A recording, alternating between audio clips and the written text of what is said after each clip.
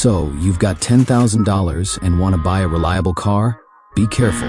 Some used cars might look like a good deal, but they'll only drain your wallet. Today, I'll show you 5 cars under $10,000 that you should avoid at all costs. And why? Let's start with the Dodge Caliber. On paper, it looks like a practical hatchback, but in reality, horrible CVT transmissions, cheap plastic interiors, and underwhelming power. Maintenance costs pile up, and finding parts isn't as easy as it should be. Next up, the Chrysler Sebring.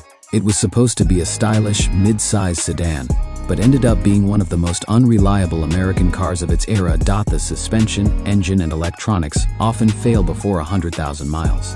It's fun, it's small, it's cute, but it's also a nightmare. Early 2000s Mini Coopers have major engine and transmission issues.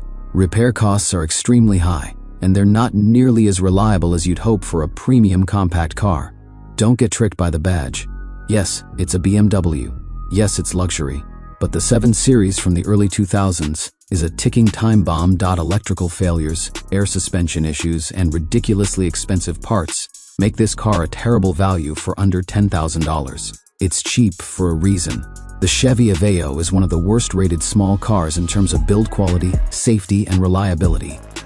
It may look decent, but poor handling, weak engines, and a noisy cabin make it one of the worst daily drivers on this list. Not every car under $10,000 is a bad choice, but these 5 are a gamble you probably don't want to take. If you're looking for better options, check out my other video about the top 5 best cars under $0K. Smash that like button if this helped, and let me know in the comments what cars you've had a bad experience with. Thanks for watching, Gear Nation. Gear Nation. Gear Nation.